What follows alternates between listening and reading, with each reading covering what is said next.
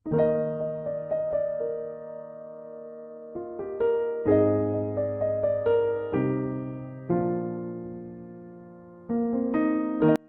the things. Now, bago po nating series, Letters of Love, study of John chapter John, First John to Third John. So, medyo mahaba po yung introduction dahil ako po yung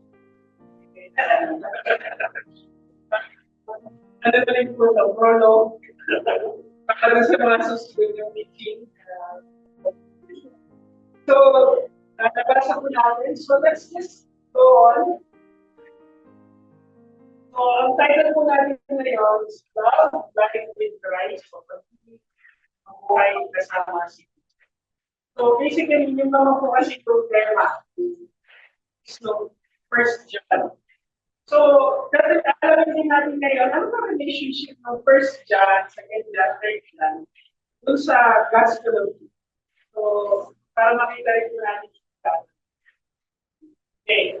So, gusto ko lang po mabasa natin sa Tagalog kasi may mga language that was na importante na makita rin natin. So, basahin ko lang po na mabilis na tayo sa inyo ang turo sa kanya na mula pa sa simula ay nariyan. Kalinig namin siya, nakita at napagmasdan ng sarili namin mga mata at nahawakan ka namin siya.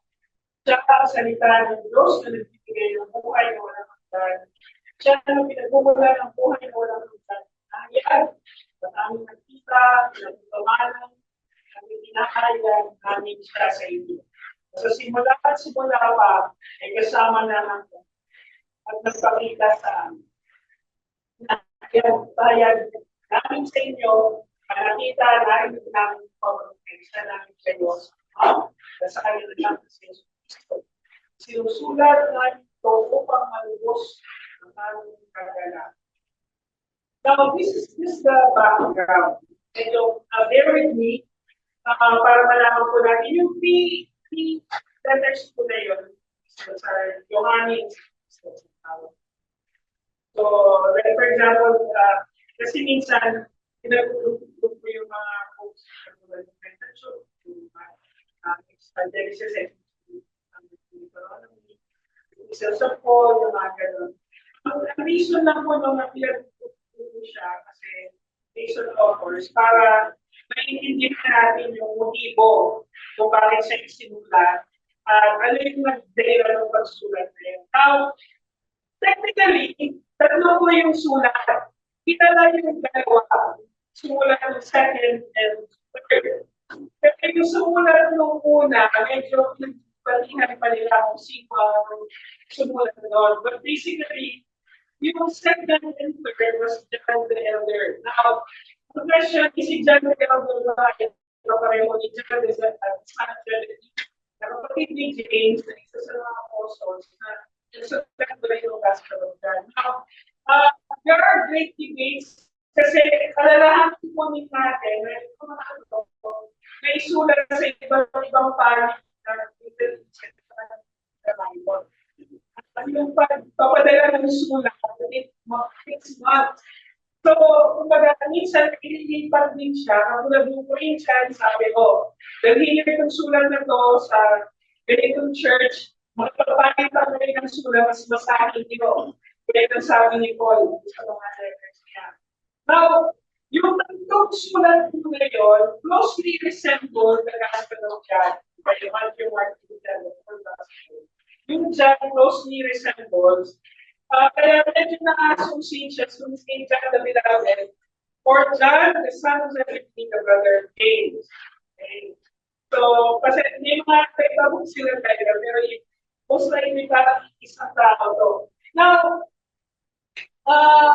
yung authorship, sumulat, posible yung nire-refer na John the Elder is the same as the son of Zebedee, John the Beloved,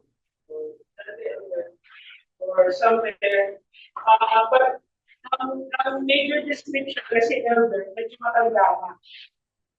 At katulad ni Paul, nag-oversee siya ng mga network ng mga churches.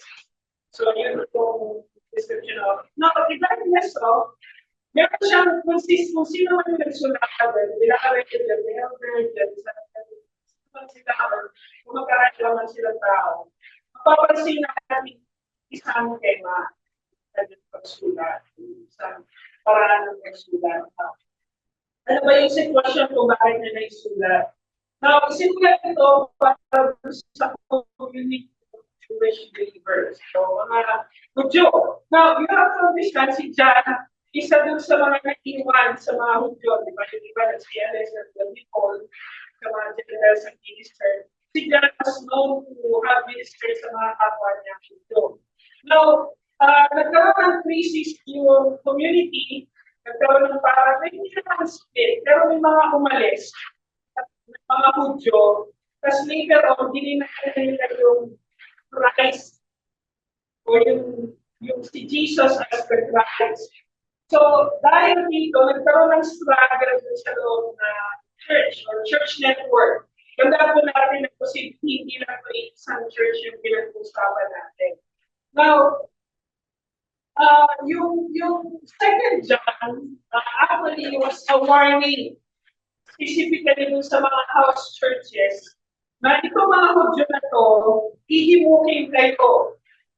Doon yung second John, sabi doon, doon yung second, pagkabagdaan natin. Sinasabi nito, ihimukin kayo, iwataan mo ang iwalaan ng mga umalis. So yung third John, another letter, was sulat naman kay Gaius. Dahil doon sa pagpapadala ng mga legitimate missionaries. Kasi nga, hindi na sila makilala kung sino ba yung mga to. Diba? Dahil magkakalayo sila. Tapos, may pupunta rin ng mga Hudyo na umalis. Sasabihin nila, parte sila ng ganitong church and so forth. So, there was issues doon sa mga church na yun. So, technically, hindi na bago yung problema na yun sa problema natin na yun.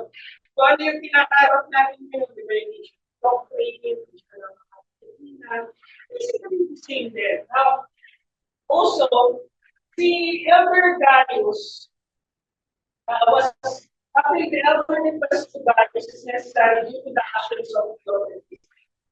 Si Theophilus, isa sa mga elder din ng isang church network nila, ayaw na niya i-associate sa meeting natin dyan the elder. Now, we mentioned last time ni Pastor Mo, yung preaching ng Panginoon. Actually, yung nagkataon yung preaching about the exiles, the Old Testament, and how we deal with people in our society.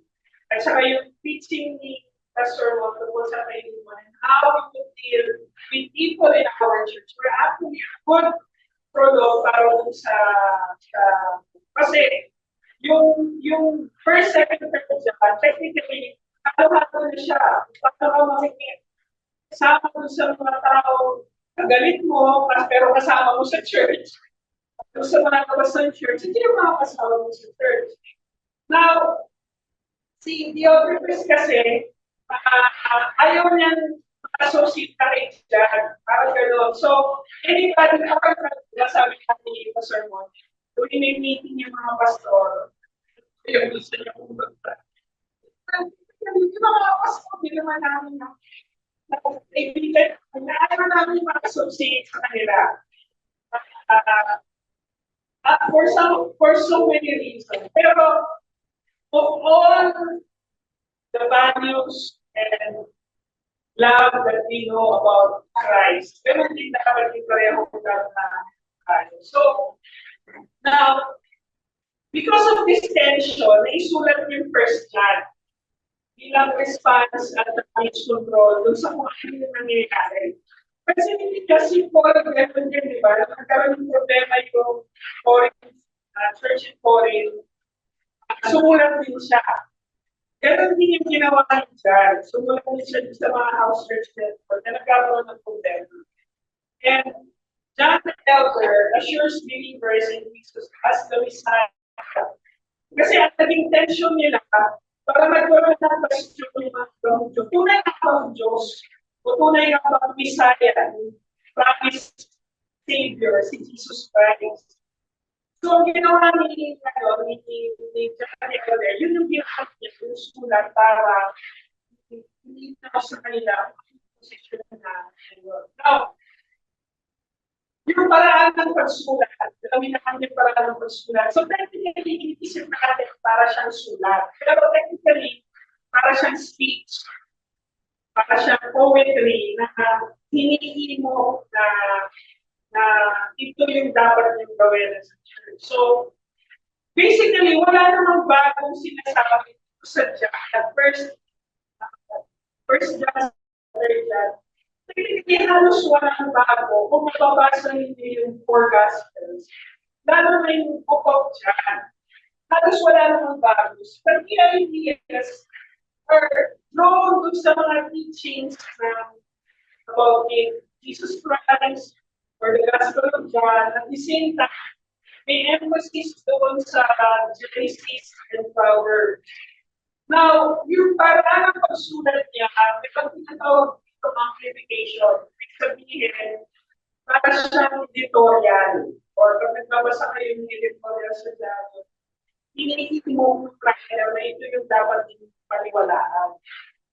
Now, hindi lang siya sulat, pero parang naghihimok siya dun sa mga tao sa church na pag-isipan niya naman alam ito mga bagay nito. Pag-isipan niya kung ano yung mga nangyayari. So, technically, yung pagkakasulat niya ng introduction, meron body, meron actual message, ganun yung pagkakasulat. Now, yung buong nilalaman, katulad nga kasi sinasabi ko natin, marami siya na yung mga isa, ganun yung mga nakikita ko natin yung mga nalalaman. Doon sa pagkakasulat ng Gospel of God. Now, again, it echoes Genesis. In the beginning, was the word with God.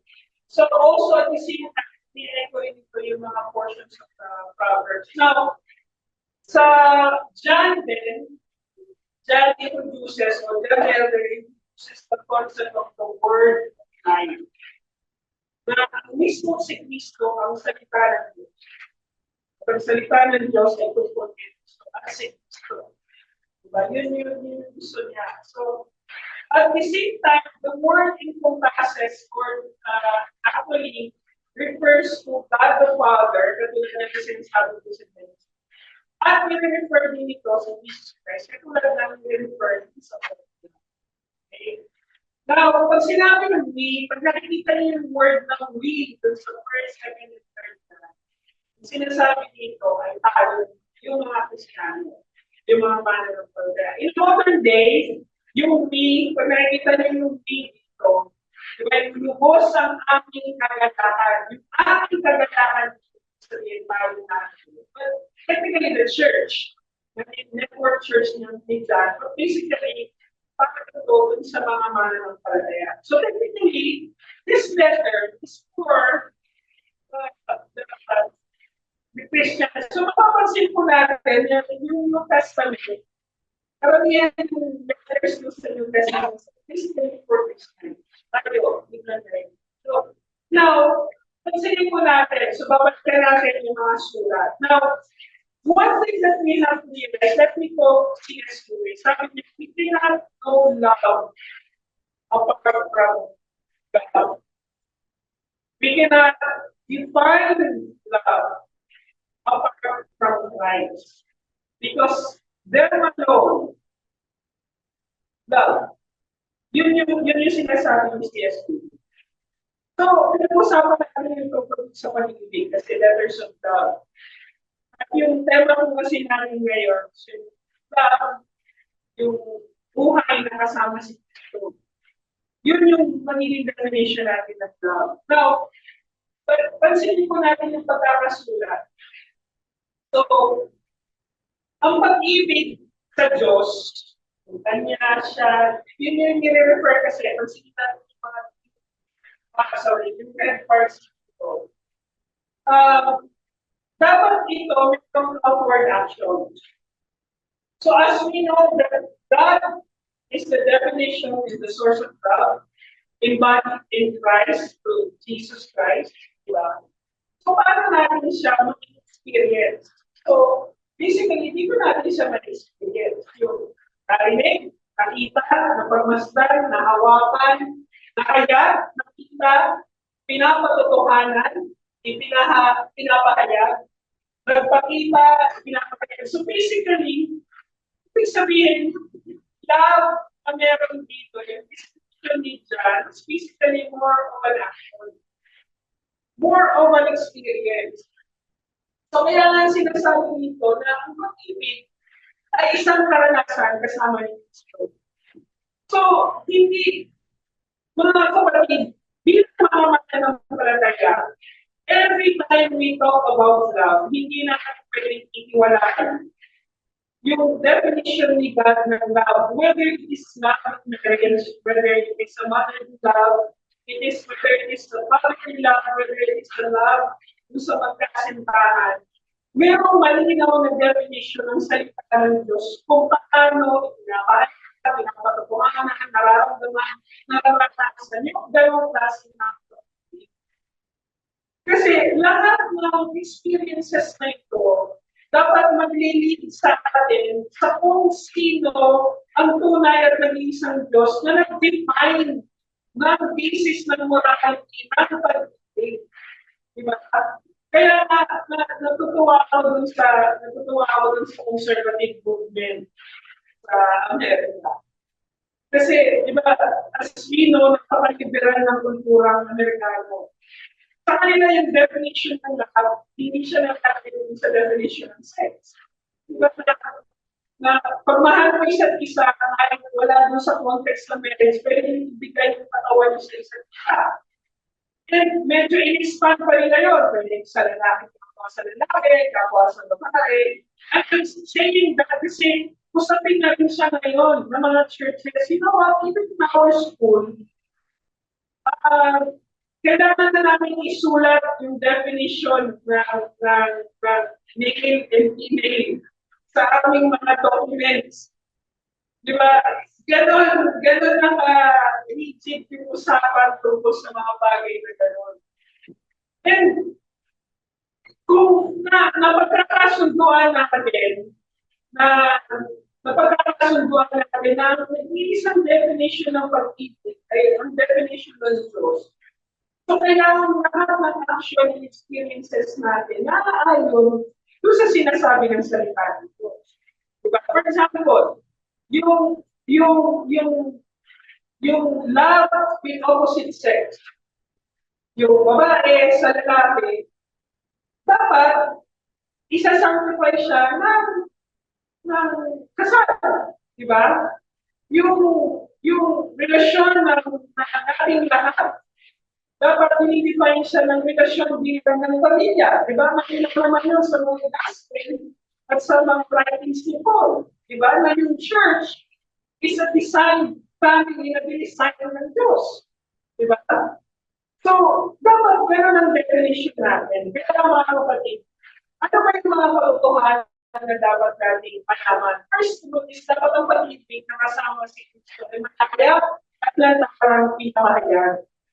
And natutuwa ko na pati ng lantarang paghahayag natin ng pag-ibig ng Diyos yung bibig. Yung mga activities natin sa church. And we should not neglect that, including our desires to share the gospel, to share God's love to other people. Kaya yung ginagawa sa gawin ni Christy sa pamilya na magawa rin nila sana sa mga pamilya na. So that, lantaran natin, hindi natin pwedeng i-define na yung pag-ibig, pero itatago mo siya. Kasi malinaw naman yung sinasabi dito ng 1 John 1:1. So dito, ipinapahayag namin sa inyo tungkol sa Kanya na mula pa sa simulaan natin, parang namin siya, nakita na pagmasdan ng sarili namin mga mata, at nahawakan pa namin siya. So, most likely si John na ito. Diba? Siya ang salita ng Diyos na nagbibigay ng buhay na walang hanggan. Ano sabi sa 1 John, sa chapter 1:4, kasi hindi yung parallel, diba? Di ba kakapareho? Nagpasimula pa naroon ang tao ng salita. Ang salita ay kasama ng Diyos at ang salita ay Diyos. Kasimula pa kasama ng Diyos. So mga kapatid, huwag natin i-neglect yung truth na kung mahal natin ang Diyos, katulad ng sinasabi ni John, sa mga sulat niya, sa mga pagkakot niya, dapat kinapatutuhanan niya. At dapat may desire sa atin. And I believe na sabi na natin, paulit-ulit sa patuloy pa natin ipaalala siya. Na meron tayong patuloy na desire na may pahayag natin siya, mapatotohanan natin siya. Because sa paraan na yun, doon natin naririnig, nararamdaman, na-experience yung pag-ibig. Yung sinasabi nga niya, 6 years ago, sino ba mag-isip na ito mga idol na ito? Diba nagpo-color-color?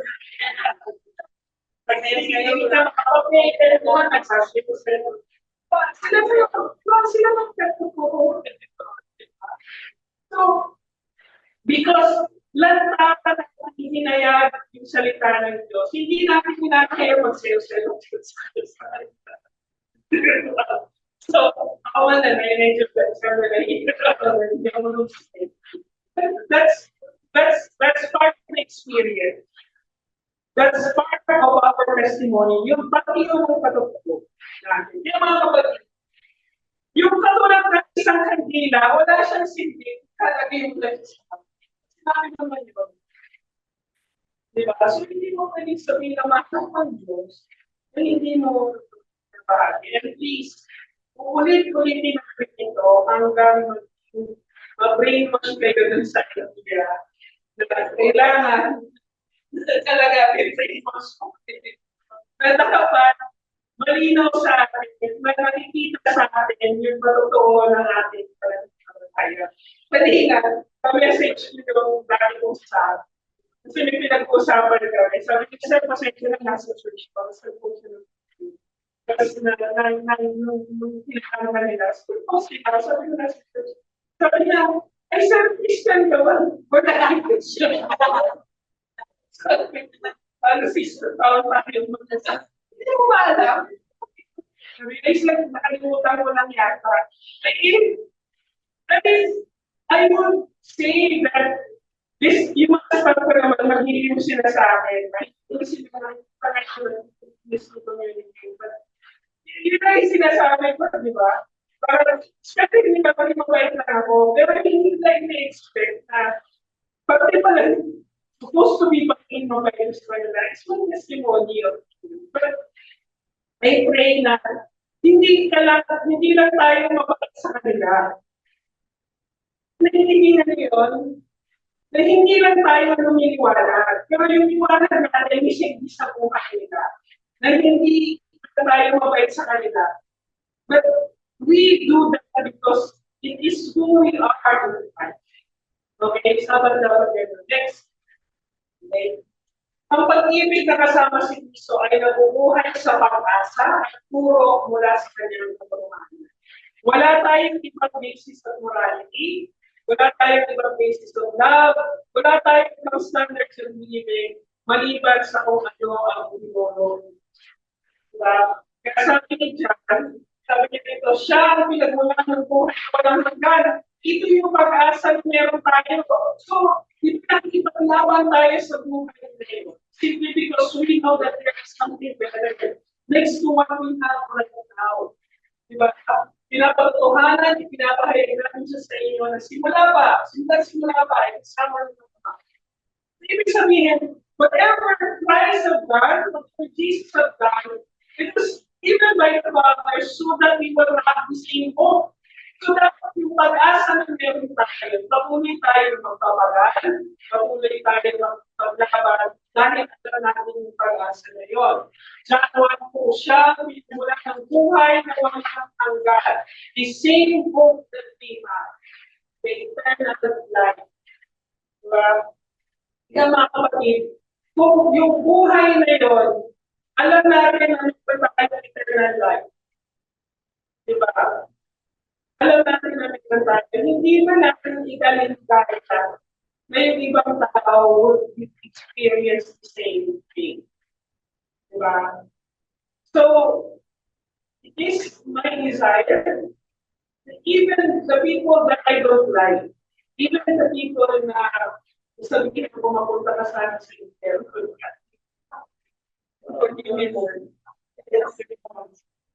I would Pray that someday they will come into the saving grace of God.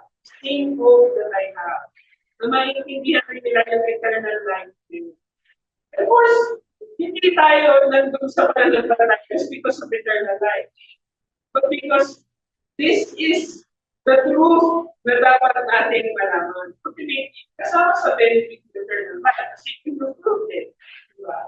Yung mga kapatid, ang pag-asa natin ay nasa mga bagay na tatanggapin pa lang natin. Take note of that. Okay? Everything that we have here, temporary. Diba? So yung hope na meron tayo, tatanggapin pa lang natin.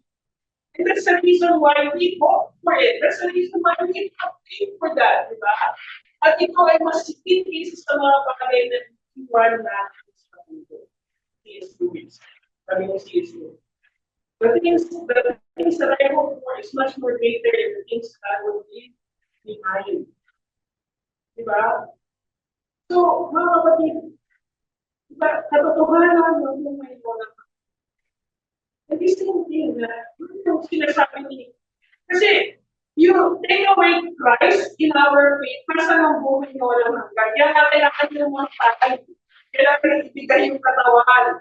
Kailangan niya dumatang yung dugo para isara niya yung impyerno para dun sa mga maniniwala sa kanya. And you take away Christ, di ba yun yung struggle in the church? Na marami na mga huli nagsasabi, hindi naman siya isaya. You know, the modern religion right now, so hindi siya Diyos. To take away this godness, walang purpose yung sacrifice ng katawan ko. Diba kung hindi siya Diyos? And it's the same struggle. Diba? Mga kapatid. Sa itong katotohanan ng pag-ibig na kasama sa Kristo ay nararanasan sa piling ng mga naniniwala sa pareho pag-asa ng katotohanan sa Kanya. And believe me, over the past 6 years na magkakasama, mas marami tayong naituro sa akin, sa buhay. I could say na mas marami akong natutunan sa inyo, more than that I could have teach you. Diba? Yung idea ng goodness, yung idea ng forgiveness. Diba? Nakinig ko sa inyo sa mga buhay ninyo, sa mga kaluluwa ninyo. Yung mga idea, alam mo kung give this a testimony, alam niyo yung issue nila doon sa school. Diba? Kung ako ko sira, makikipag-ako. Parang ako, anak ko yung pinag-uusapan, diba? And we have seen how God grow up, diba? Kaya hindi natin kaya, hindi ko kaya wala yung judgment na yun. Pero hearing from God yung forgiveness, how is willing to let go, yung kanyang entitled, yung kanyang mga bagay, entitled naman siya. Hindi lang para sa purpose na magpatawad, pero para rin dun sa purpose na ma-experience na kanyang anak yung katotohanan ng pinaniniwalaan ng kanyang ama. And I really hope I would have the same heart to forgive other people. Kasi yung simple lang na narinig ng teacher na tinuturo sa anak ko, gusto ko nang magalit sa kanila. Diba, how much more yung mapagkait na kanyang karapatan, yung anak mo mapagkait na. And that's one thing. Kaya sabi sa 1 John 1:3, pinabayag namin sa inyo nakita narinig ko. Hindi ko nakita narinig yung mga patotoo ng pagmamahal, patotoo ng goodness, patotoo ng forgiveness, patotoo ng healing. Diba narinig sa inyo yun? So, those are the things that I hold on to myself here. So, sabi ko sa John 3:34, isang bagong utos ang pinigay ko sa inyo.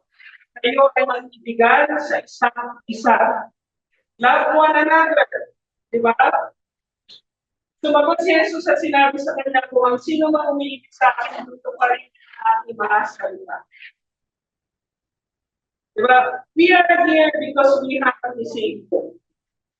And it is good to hear that the same hope na meron tayo sa pamilya. Kaya kapatid, ang sino man naniniwala sa parehong pag-asa ng meron ako ay bahagi ng kanyang kagawa at ang dapat natin ipunin ang bahagi ng pamilya niya. Diba? Kaya mga kapatid, more than yung relasyon natin, diba sa batas, by affinity and consanguinity. Affinity, ibig sabihin yung bigla, at consanguinity is relasyon by blood. It's more than that.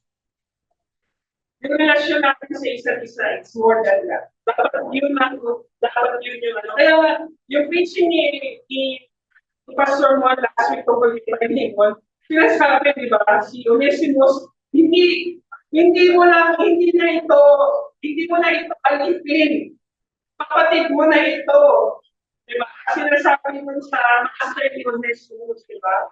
Hindi mo na ito alipin. Kapatid mo na ito. Okay?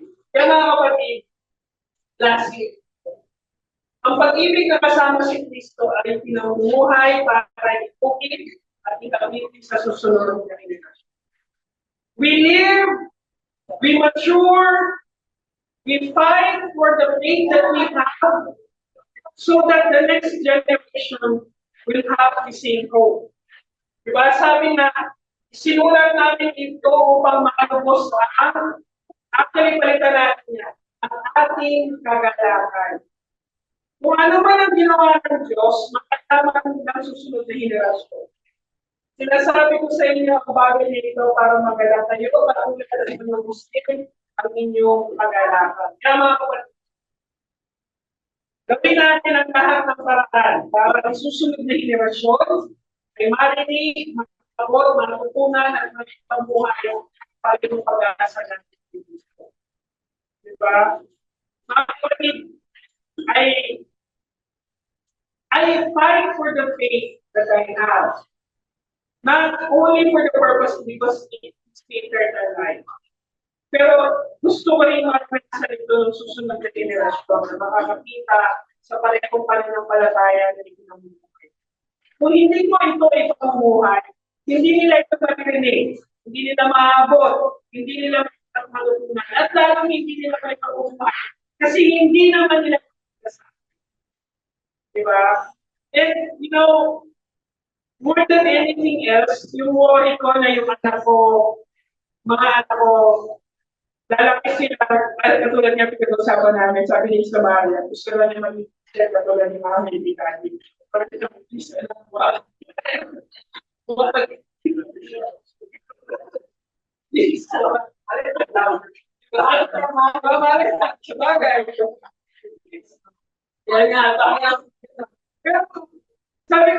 Sabi ko gano'n, regardless kung ano ang buhay nila, importante sa amin, they will live the life that God has set for them. Yun yung mas importante sa amin. And I'm trying to let go of that idea na gusto ko sila yung makaman, ayoko sila mag-teach. Diba? But gusto ko may pamuhan nila yung bagay. And let me leave you with this, brothers and sisters. Paano natin patuloy na pag-ibig kasama ni Kristo? Tandaan natin yung sinabi ni Paul. Christ loved us while we were still sinners. He died for us. Basta natin, sabi, sapagkat nung tayo mahihina pa, namatay si Kristo sa panahon para sa mga kasalanan. Hindi naman kasalanan natin, di ba? Sabi dito, subalit pinapakita ng Diyos ang kanyang pag-ibig sa atin. Tayo ay makasalanan pa. Si Kristo ang namatay sa atin. It needs to be the same message sa lahat sa atin. Maraming